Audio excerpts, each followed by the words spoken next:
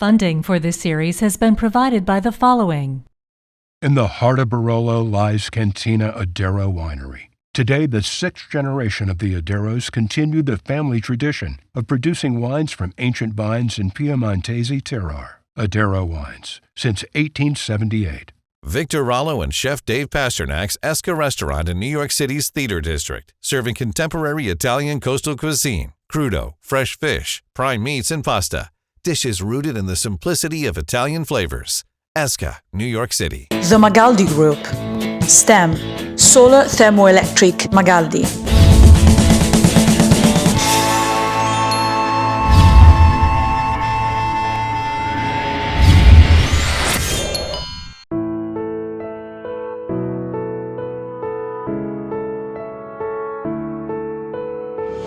Alessandra Poli has spent her life traveling the world and sharing stories of her adventures as a TV producer. Now she'll explore her homeland and offer a look at the Italy tourists don't see.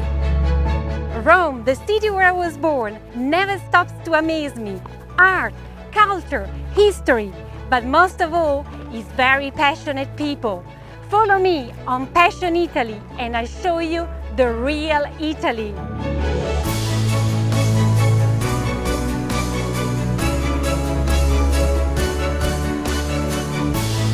The real Italy, it's a love for stunning landscapes, the creativity to transform a fantasy world into art, the soul to give voice to a regional folk traditions, the magic of old coin minting, the fascination of Roman aristocracy, and tasting some of the most mouth-watering creative food in all of Italy.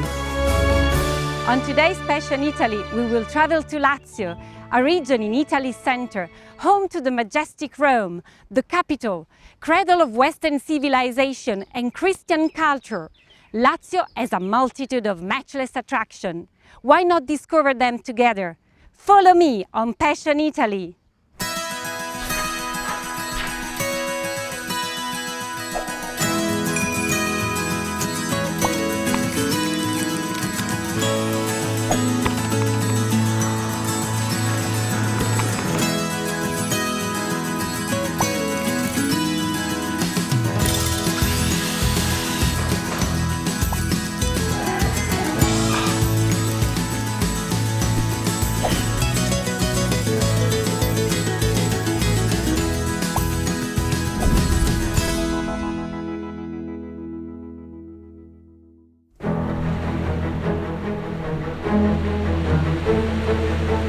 Although many travelers skip over Lazio on their way to Tuscany or Umbria, it's a mistake. This beautiful region in central Italy, bordered by the Tyrrhenian Sea, features unblemished scenery and spectacular horizons that will surprise the visitor.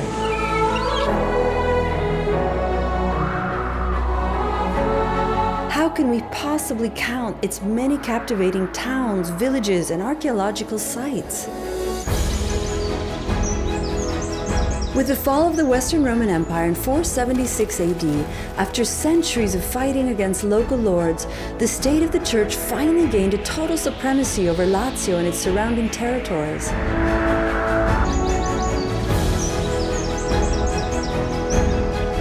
In the 18th century, Lazio was a major port of call in the Grand Tour, when travelers explored its scenic villages, now largely overlooked in favor of its capital, Rome. Exploring Lazio can immeasurably broaden one's understanding of the Roman Empire and its legacy.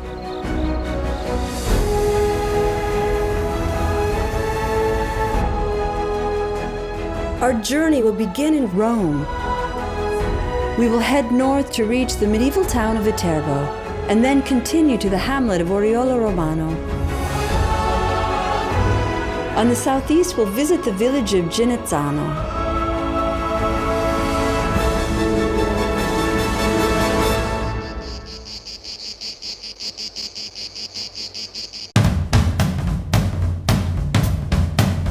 It has been argued for centuries whether or not it is the most beautiful city in Italy or even the world. Rome is unique for its sheer mass of treasures in history, art, and architecture. If you can get past Rome's famous monuments, there are plenty of picturesque views and hidden nooks which will astonish you. Chaotic, crowded, noisy, with buildings smashed up together, a throng of people swaying like the water of the Tiber, such is the center of Rome. It looks like a spectacle of today, but it was always like this. This place has been lived in since the 7th century BC.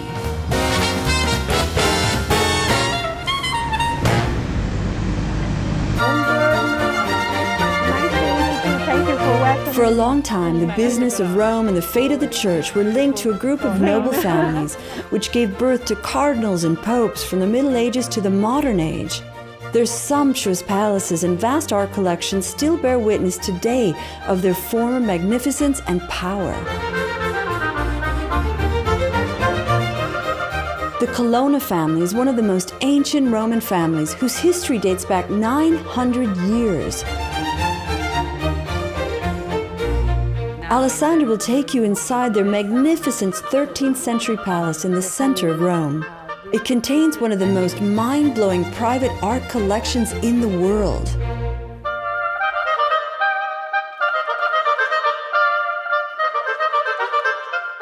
So, Patrizia, tell me something about the history of this palace. Oh, yes, with pleasure, because it's always a pleasure. I think the most interesting thing about this palace that this is like a sort of promenade over the centuries. The first thing to know is that this is still a private property belonging to the same original noble family of the Princess Colonna. Does the family Colonna still live in the palace? Oh, yes, they are still living in the palace. In the 900 years of the existence of the family, they became cardinals, 22 ancestors of the family, and one of these became also Pope in the early 15th century. So the Palazzo Colonna became also the papal seat. The grandmother of the actual princess, the Princess Isabel, during the Second World War, saved all the collection because she had hidden all the sculptures, all the paintings in secret places of the palace. And so if we can admire nowadays all these masterpieces, we must be very, very grateful to her. And also she transferred this passion for the preservation of collection of the palace that all the descendants got from her. From the same door that we are passing through, the famous actress Audrey Hepburn passes in 1953 when the famous movie Roman Holidays was shot inside this gallery. This grey gallery was built expressly to house the collection of sculptures and paintings, and that's the uniqueness of this palace.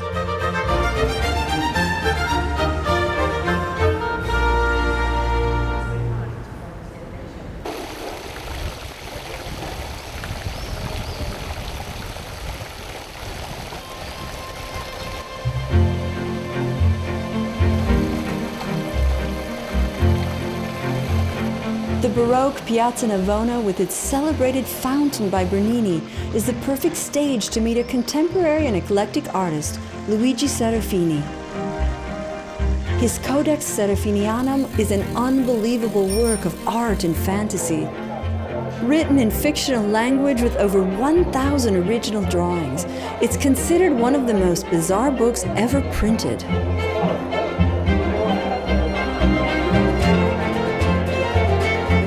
The Codex and Rome are the same for me.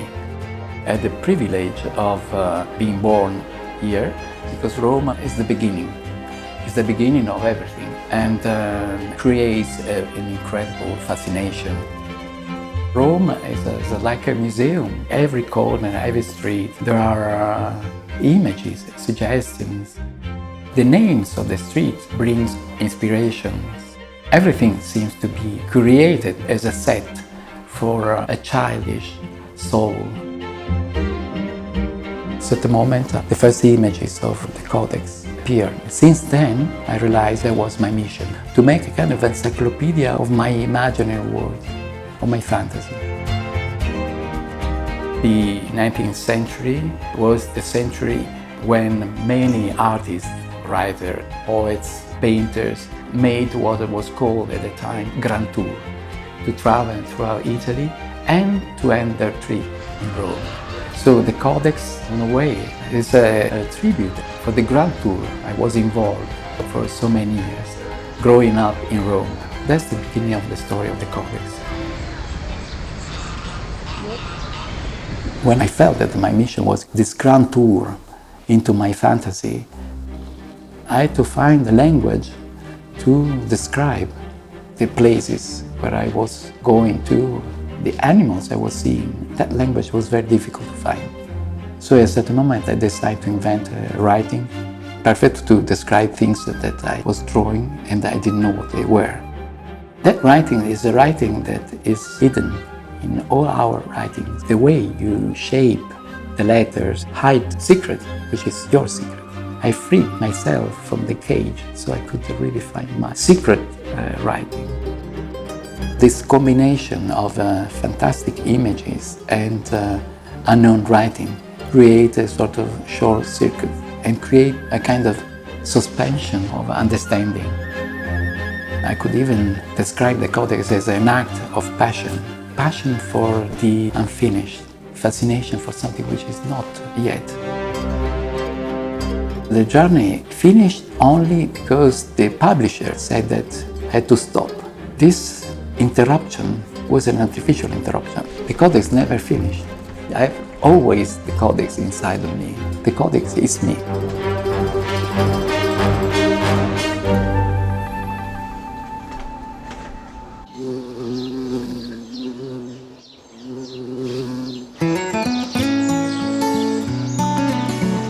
Heading north along the ancient Via Cassia, you get to the Tuscia area, which is also known as Etruscan country.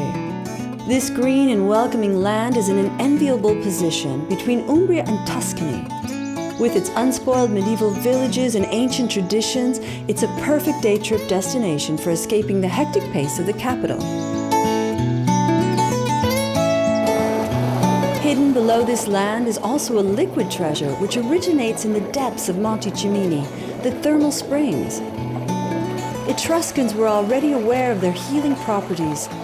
The Romans fully appreciated them, making the best of this valuable natural resource for their health.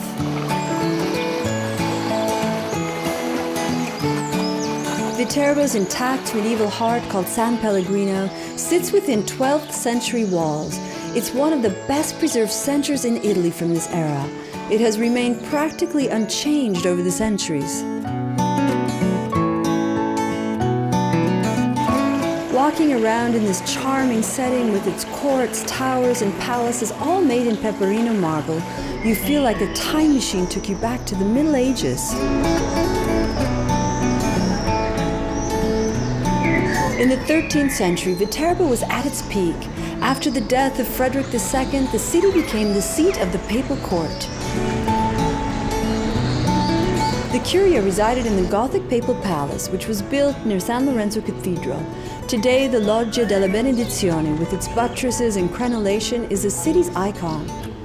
From that balcony, the Pope used to bless the crowd after his election. Here, the longest conclave in the history of the Catholic Church was held, for 3 full years, from 1268 to 1271.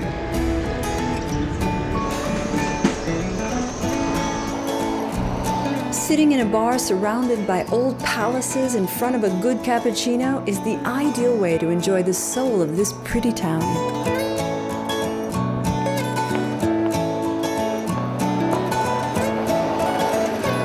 Marco Guglielmi is the perfect guide to deeply explore Viterbo's fascinating history.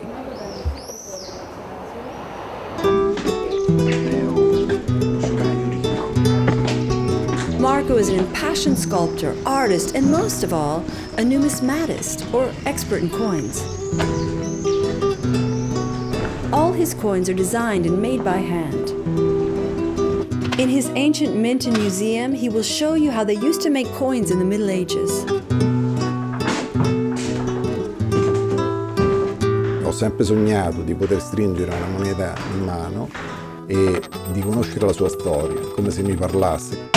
Sono cresciuto con questa passione, ho fatto ricerche, ho condotto studi per poi allestire un piccolo museo dove vedere la coniazione delle monete così come avveniva in antico. Ogni oggetto che è custodito oppure è stato raccolto da me e è stato inserito all'interno di questo mio piccolo museo ha una storia, ha un significato e ogni oggetto parla. Si conta di circa 300 zecche, non di più, in tutta Italia come coniazione di monete e Viterbo è tra questi. Riappropriarsi delle antiche tecniche incidendo i coni in acciaio, quindi aver creato tante monetine che hanno una storia, che rappresentano uno sforzo, diciamo, culturale e anche emozionale dietro a un aspetto storico è quanto di più gratificante. Nella stragrande produzione delle monete medievali, su un lato c'è la croce e la croce era il simbolo della cristianità perché il tasso di analfabetismo era così elevato che si andava avanti con il simbolismo, con l'iconografia.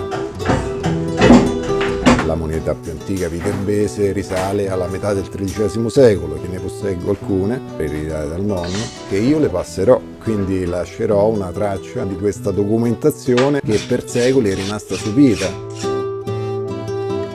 Testa o croce? Eccola qua, è uscita croce. The first impression that strikes a visitor arriving in Oriolo is its timeless atmosphere. In the city center, nothing appears to have changed from the last century. The women of the town still use the old public wash tubs to do the laundry, just as it was once upon a time. The city square is dominated by the magnificent Palazzo Altieri. Its facade is still intact, just as it was at the time of its construction in 1578. History is not the only true wealth on display in this village. Nearby, unparalleled natural beauty offers the visitor the opportunity to enjoy the silence and feel the mysteries that filter throughout.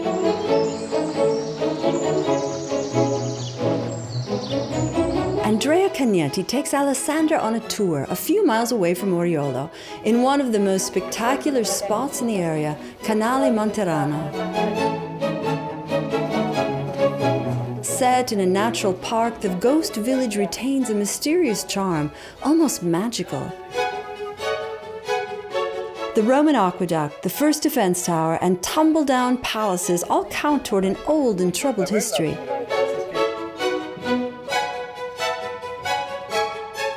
For over 200 years, noble families quarreled continuously, including the Colonna. The great master Bernini designed the fountain and the church of San Bonaventura. The village was destroyed by the French in 1799 and abandoned. Then vegetation took over. While ambling through history, Andrea tells Alessandra his story, divided between choreography and cuisine. Sin da piccolo ballavo e cucinavo. Quindi è arrivato un momento nella mia vita in cui le due passioni si sono incontrate. La connessione che c'è tra danza e cucina la troviamo su diversi livelli. Intanto proprio per la fisicità che è necessaria in cucina, rapportato ad una tempistica, quindi devi avere uno schema mentale legato alle tempistiche ma che ti riportano allo stato mentale del coreografo, no? Che deve gestire quel danzatore che deve attraversare quello spazio in quel determinato lasso di tempo per creare, no, delle commistioni e questo è un livello. L'altro livello è utilizzare delle tecniche al servizio della sensibilità perché in tutti e due i casi è un'arte del dare nutrimento. Il movimento che risiede in qualsiasi forma d'arte risiede anche nel palato. Prima era un movimento esterno sul corpo, adesso è un movimento interno, all'interno della bocca. Si dice, no, che il palato è il laboratorio del cuoco. Quello che a me interessava era dare esclusivamente delle eccellenze, esclusivamente il territorio, esclusivamente la stagione del territorio. giro per queste campagne meravigliose, vado a prendere il vino o il formaggio e però mi devo fermare e contemplare queste meraviglie della Tuscia.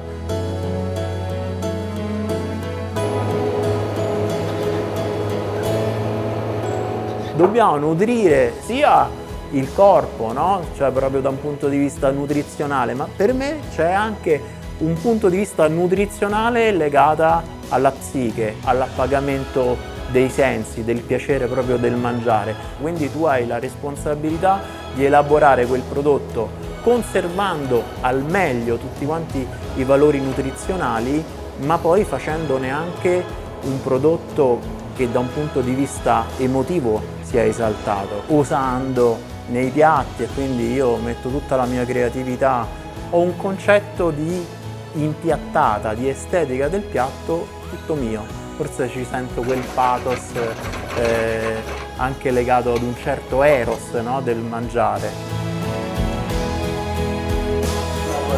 La mia realizzazione è quella di dire: io mi sento uno strumento sensibile che ha bisogno di manifestare la sua sensibilità e di dartela. Nel momento in cui arriva il cliente che riconosce questo intento, io sono appagato.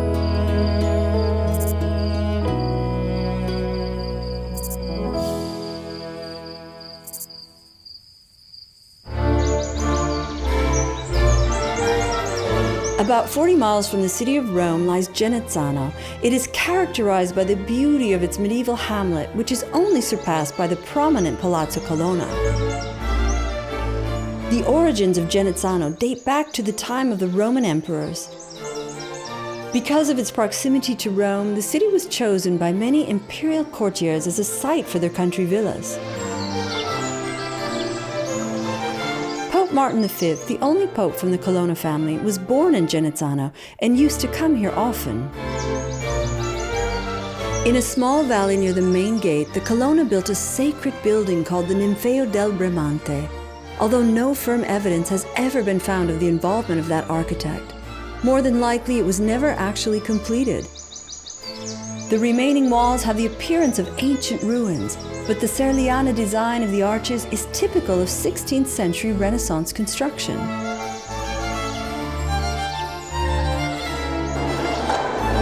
Gianni Berardi is a leather artisan, but his love for traditional and regional music led him to create his own instrument, the tamburella, which is now famous all over the Italian peninsula. Della lavorazione del cuoio, quello che piace di più a me è l'effetto quasi ancestrale che provi nella lavorazione. Il cuoio ha sempre il suo fascino, il profumo, il sintetico non ce l'ha.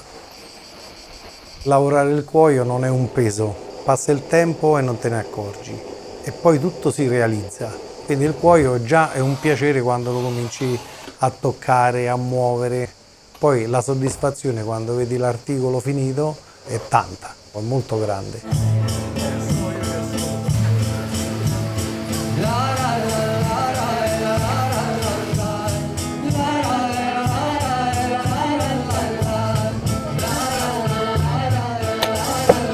Però poi il cuoio ha incontrato altre cose, in primis il tamburello. Nella forma del tamburello c'era la pelle di animale, quindi richiamava già un po' l'attenzione di chi è amante della pelle, del cuoio. E quindi da là ho iniziato a costruire i primi strumenti musicali. Questo lavoro lo condivido con mia moglie, è una cosa bellissima. Da anni facciamo ricerca sul campo anche per quanto riguarda la musica. Facciamo musica popolare del centro-sud e abbiamo riportato un pochino in luce, che era stata un po' abbandonata come tradizione, quella della nostra zona. Noi nel nostro gruppo partiamo da Roma, scendendo piano piano arriviamo fino in Sicilia, percorrendo tutta la via delle Tarantelle. Abbiamo voluto prendere questa strada per far capire che le cose abbandonate, a volte riprese, fanno parte comunque della nostra vita.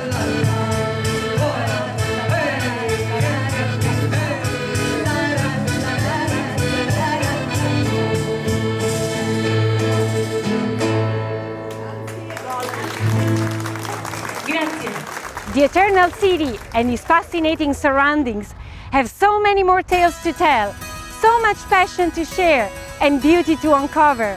Where to go next? Don't miss next episode of Passion Italy.